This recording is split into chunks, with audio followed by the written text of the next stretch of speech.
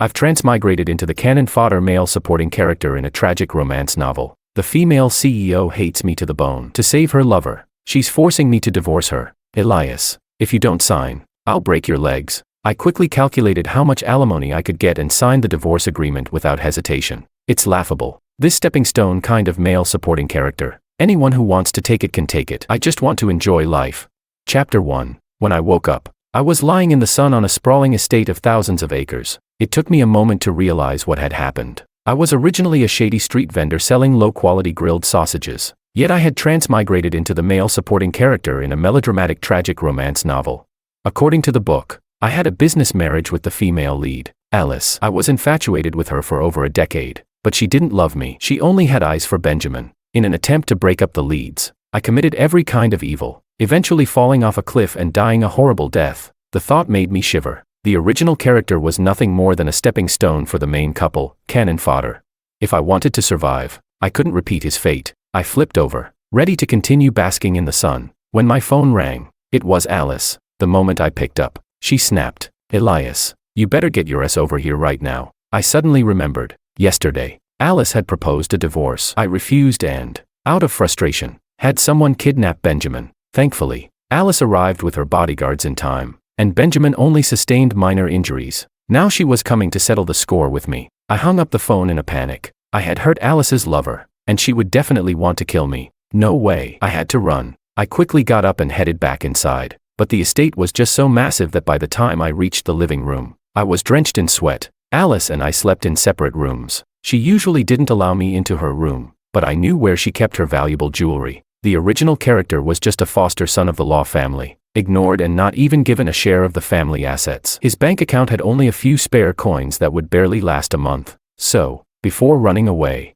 I needed to grab some money. I picked up a sapphire necklace. This thing looked expensive, and just a few of these would set me for life. While I was looking around, I came across a sketchbook. I opened it up. The book was a birthday gift from Elias to Alice. Inside were sketches of Alice, starting from when she was a teenager. Each drawing had a date written on it and was kept in pristine condition. It was obvious that the original character, Elias, had loved Alice deeply, but no matter how much he loved her, he was worthless in Alice's eyes. I remembered a scene from the book. Just before Elias died, he begged Alice to look at him one last time, but Alice didn't spare him even a glance. Her heart and mind were entirely consumed by Benjamin. The original character was such a fool. I placed the sketchbook back and continued searching for the necklace. As I was about to leave the room with the necklace in hand, I saw two bodyguards approaching. It was over. I was trapped. Half an hour later, I was dragged into a private room, where I froze when I saw Alice sitting in the center. Her exquisitely beautiful face, fair skin so delicate it seemed it could break with a touch, radiated an aura of nobility. No wonder the original character loved her so desperately. She was truly stunning. Benjamin was sitting beside Alice. The male lead is like every righteous character in novels, despite his tragic past. He has a handsome face that makes the female lead weak in the knees. Everyone else was from wealthy families, watching me with glee. Alice looked at me coldly. "Elias, get on your knees and apologize to Benjamin." Benjamin tugged at Alice's hand, pleading for me. "It's all right, Alice." Alice harshly refused. "No, he dared to kidnap you. He's going to pay for it." I knew Alice wouldn't let me off without humiliating me to make Benjamin feel better. A real man can endure. Surviving was the priority. I dropped to my knees with a thud. "Sorry, Benjamin. I shouldn't have had you kidnapped." Not only was Alice stunned, everyone else in the room was also taken aback. Chapter 2. I asked, "Do I need to kowtow?" Before Alice could answer, I quickly slammed my head against the ground. Enough. Alice threw a divorce agreement at me, threatening me harshly. "Elias, if you don't sign today, I'll break your legs." I touched my long legs and shuddered. Looking at the divorce agreement in front of me, I finally understood why she had called me here. I stood up and opened the agreement to read it. What? After the divorce, she would give me $200 million in alimony and 10 properties. Holy shit, what a good deal. Tears uncontrollably streamed down my face. I didn't want to cry, but the offer was just too much. Seeing me cry, Alice thought I was reluctant to divorce, so she furrowed her brow and said, displeased, "Elias, if you don't sign." Before she could finish, I quickly signed my name and handed it to her. "When do we go get the divorce certificate?" Alice was stunned. She didn't expect me to agree to the divorce so easily. She was completely shocked. "Elias, you really agreed to divorce?" I looked at Benjamin and sighed. "Your lover is back. I'm being generous and helping you two out." Although Alice was surprised, she didn't think too much about it. After all, For her, getting the divorce was the most important thing. In the end, we agreed to go get the divorce certificate the next morning. After leaving the club, I couldn't resist opening the divorce agreement again to count the zeros. So much money. In real life, even if I sold starch sausages day and night, I'd never make that much money. No need to buy a new house, I could just pick one to live in, and rent or sell the rest. Just thinking about it made me feel ecstatic. Alice was quite generous, but to her, it was probably just pocket change. I didn't expect that as soon as I got back to the estate, I'd get a call from Alice. Come to the old mansion. She hung up right after saying that. I checked the time, it was around mealtime. Could she be asking me over for a meal?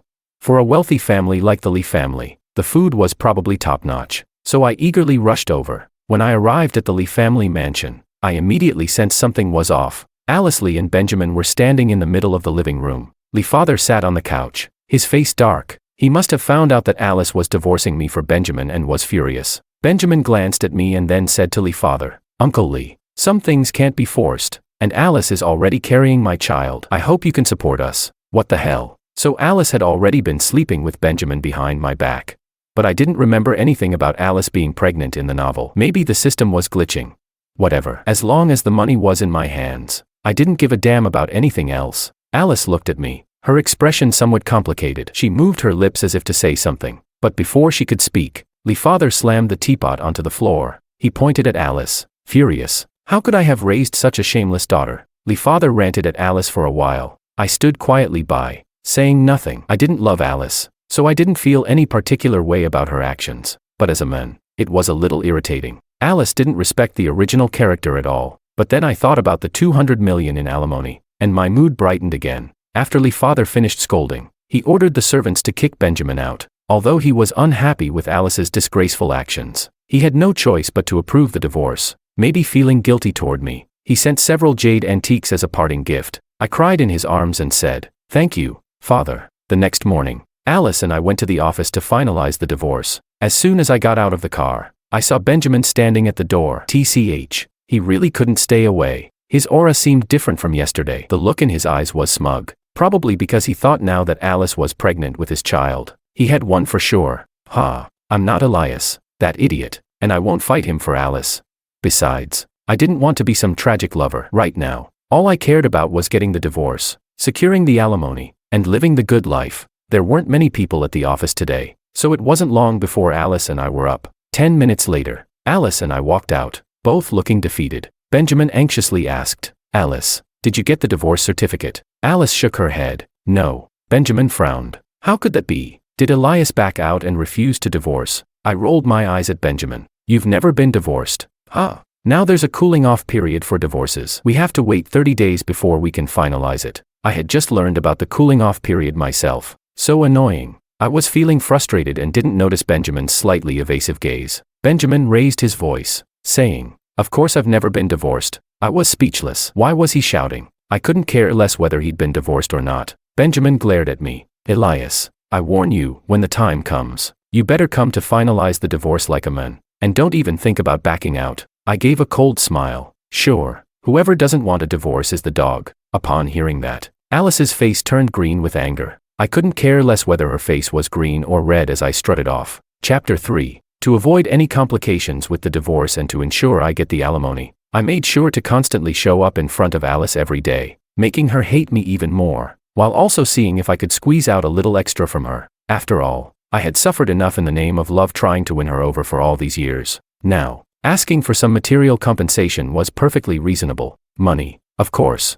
the more the better. Finally, Alice couldn't stand me anymore and threw a black card at me. "Get lost." I looked at the black card in my hand, and no matter how hard I tried to suppress it, I couldn't help but smile. All right, I'm outta here. Not being able to get the divorce certificate yet had me feeling down, so I decided to cheer myself up. I went to a car dealership and walked out with a Rolls-Royce Cullinan. I used Alice's card to pay. Despite being a total gold digger, Alice had never been stingy with the original character when it came to money. It was one of her few redeeming qualities. As I cruised around in my luxury car, I couldn't help but notice that every head on the street was turning my way. Of course, a handsome guy driving a fancy car, who wouldn't be mesmerized?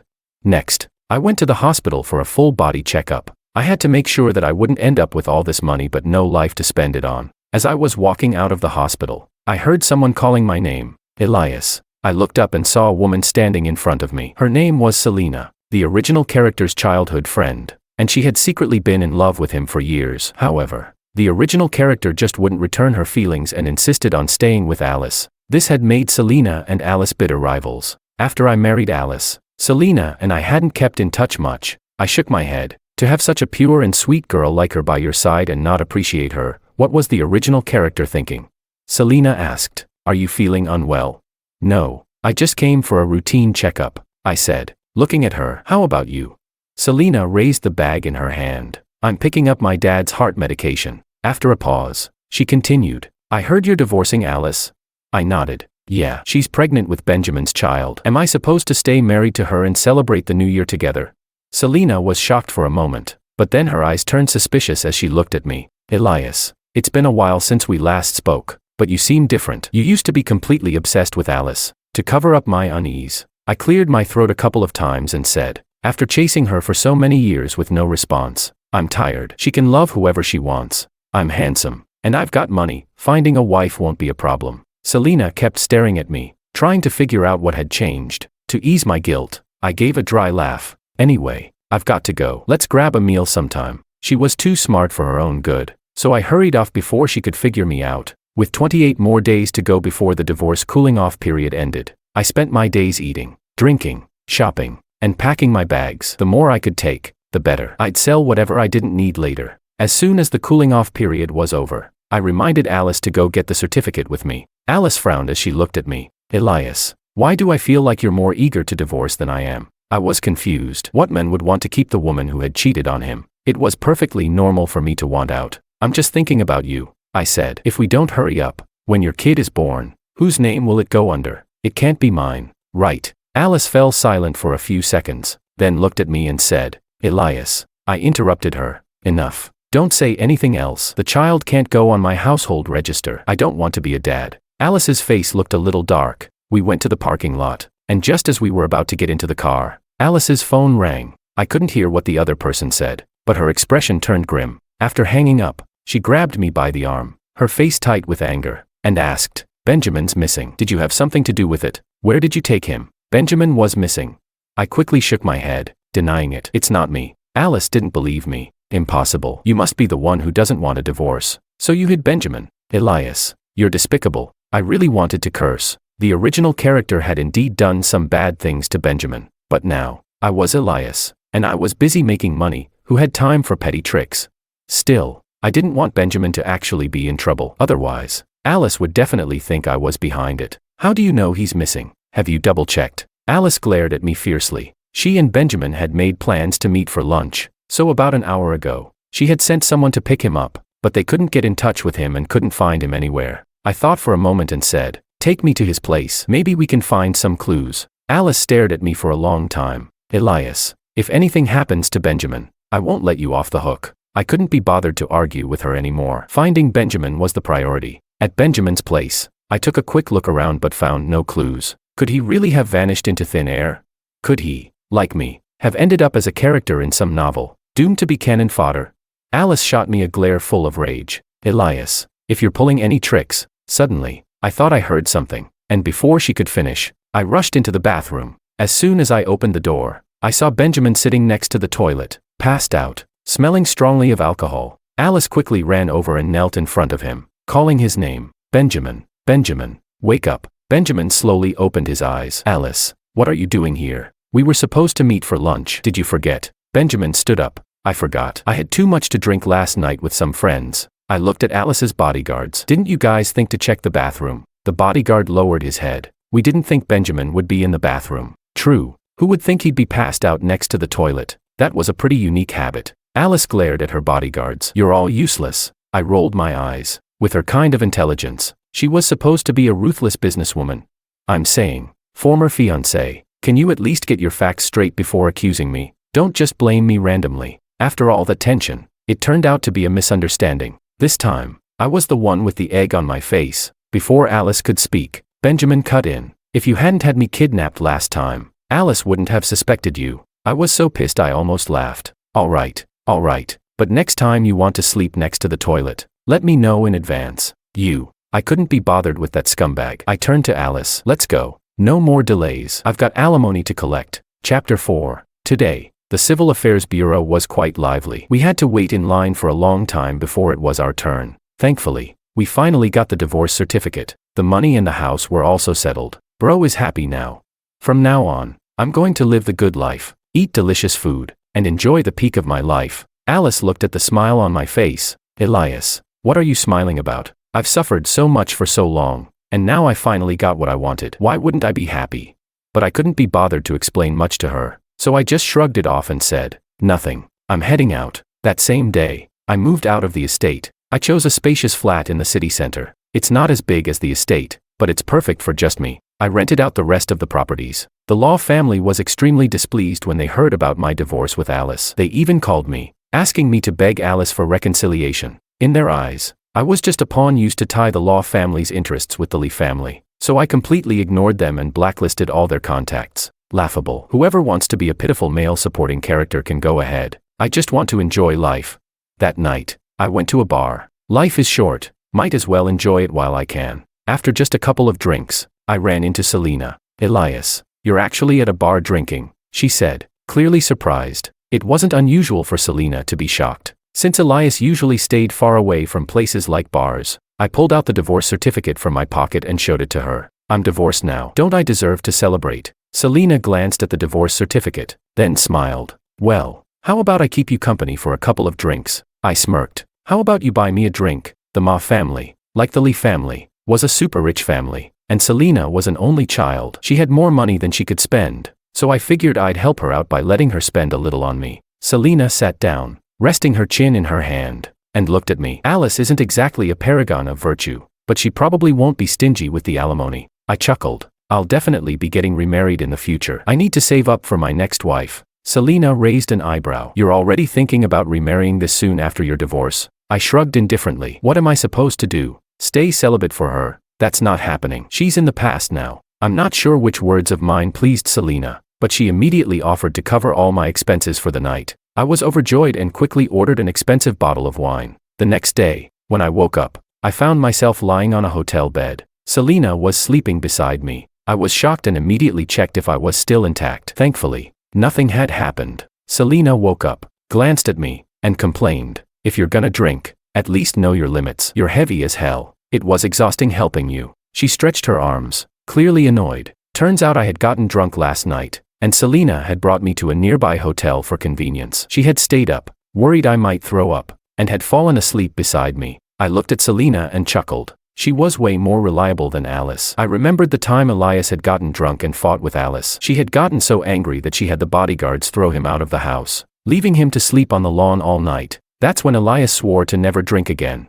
After packing up, Selena and I checked out of the hotel. As we stepped out, I spotted Alice not far away. Benjamin stood next to her, dressed in a suit, looking quite presentable. Alice must have been escorting a client. This hotel was part of the Lee group. Selena, thinking I didn't notice, nudged me and gestured for me to look. I shrugged. A qualified ex should be like they're dead, so there's no need to greet her. Someone like me, a supporting character, is no match for the main couple. It's better to just keep my distance. Alice's gaze lingered on me for a few seconds before she turned to Benjamin, saying something to him. His expression darkened, but he still left in the car by himself. Alice then walked toward us, her face clouded with anger. I need to talk to you for a minute, she said, her tone serious. Before I could say anything, Selena spoke up. I'll wait for you in the car. With that, she turned and walked toward the parking lot. I asked, Lee, what's up? Alice gave me a piercing look. What's your relationship with Selena? I really wanted to roll my eyes. She's my ex. What right does she have to question me? I lazily responded, whatever you think it is, that's what it is. Maybe because she sensed that my attitude had changed. Alice pursed her lips. I'm not pregnant. She's not pregnant. So Benjamin must have used that as a tactic to get the Lee family to agree to our divorce. But so what? Her heart was always with Benjamin. Whether or not she's pregnant doesn't really matter. I casually said, well, you should focus on trying to get pregnant with Benjamin's child then. Alice froze for a moment, clearly shocked, before asking in disbelief, what did you say? I couldn't help but laugh at her. A generous ex-husband like me is rare, so why the heck would she still be unhappy? I'm just wishing you both the best. You've always wanted to be with Benjamin, so now you finally have your chance. Alice fell silent. I thought she had no more to say, so I turned to leave, but she stopped me. Elias. I turned back to look at her. Is there something else? although I didn't show any irritation. It was pretty clear from my tone. Alice looked at me strangely. I'll drive you home. I waved my hand, pointing toward the car ahead. No need. Selena's taking me back. Without waiting for her response, I walked away briskly. When I got in the car, I looked back at Alice. She was still standing there, not moving. Selena glanced at me sideways. You're not still thinking about Alice, are you? Stop being ridiculous. Help me look. Isn't that girl in the short skirt over there pretty? I rubbed my eyes. I'm still a little drunk. Can't see clearly. Chapter 5. Selena rolled her eyes at me. I thought you were still hung up on Alice. Turns out you've already moved on and are eyeing other women. I'd have to be crazy to still care about Alice. She's bad luck for me. Maybe Elias really did die because of her. And that's why I ended up here. Selena couldn't help but laugh.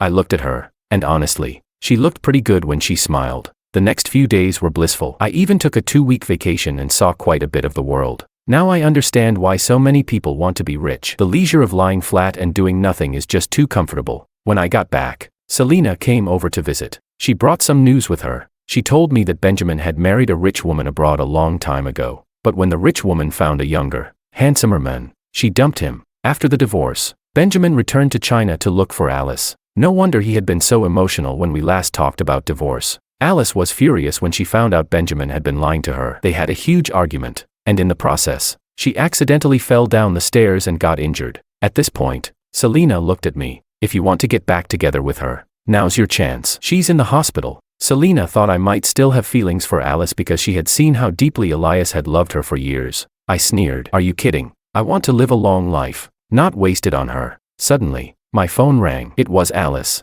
I picked up the call. Hello. Alice's voice sounded weak and raspy. Elias, I'm in the hospital. Why should I care if she's in the hospital? I'm not her mom. But I still replied. Oh, well, take care of yourself, Elias. Aren't you coming to see me? That's when I realized. 2 years ago, Alice had been in a car accident, and Elias had stayed by her side, caring for her more than a nurse would. Even then, she still gave him the cold shoulder. Now she was calling me, and I had to wonder if she expected me to come to the hospital and take care of her. Not a chance.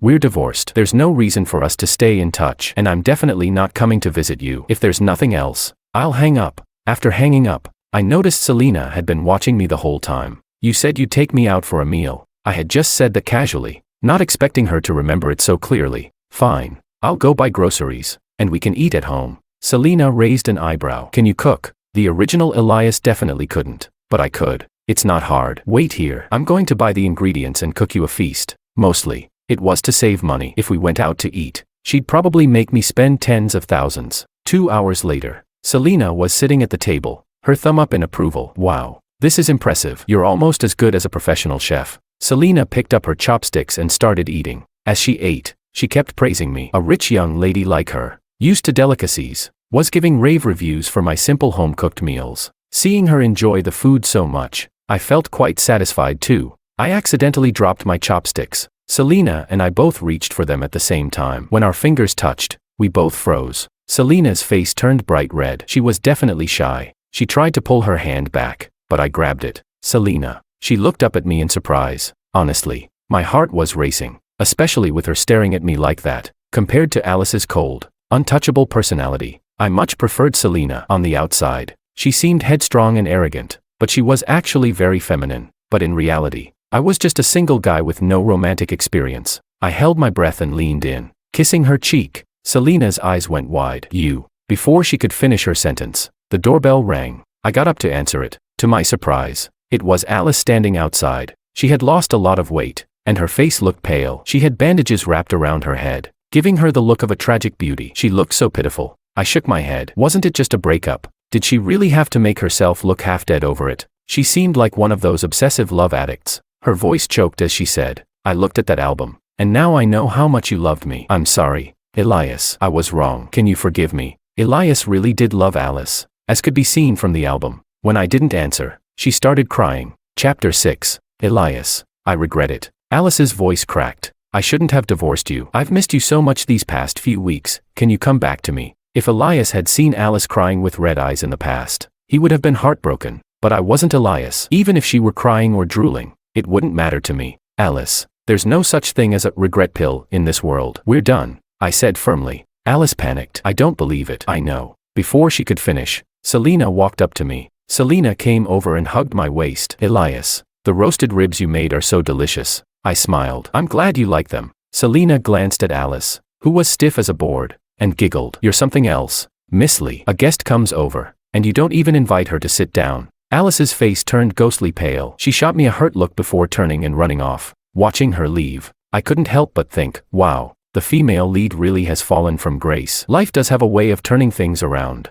Selena pinched my waist, pouting. What was that look on your face just now? You kissed me earlier, are you trying to back out? I snapped out of it and gently patted her head. What are you thinking? I'm afraid you'll dump me, not the other way around. Selena's face turned bright red, and before I knew it, she was throwing herself into my arms. I wrapped my arms around her tightly. Honestly, her body felt soft, and holding her was really comforting. After Selena and I confirmed our relationship, she took me to meet her parents. Knowing that her dad had a heart condition, I brought some health supplements for him. Her parents liked me a lot. They didn't mind that I was a divorcee and even asked when we were planning to get married since Selena wasn't exactly young anymore. I held Selena's hand and said, next month. Her dad and mom grinned from ear to ear, repeating how great it was. We chatted for a while longer before her parents went upstairs. Selena looked at me and asked, you told my parents we're getting married next month, but, before she could finish, she saw the diamond ring on my finger, and she froze. I had already bought the ring before coming to her parents' house. I didn't want to miss my chance with Selena, so I planned on marrying her sooner rather than later.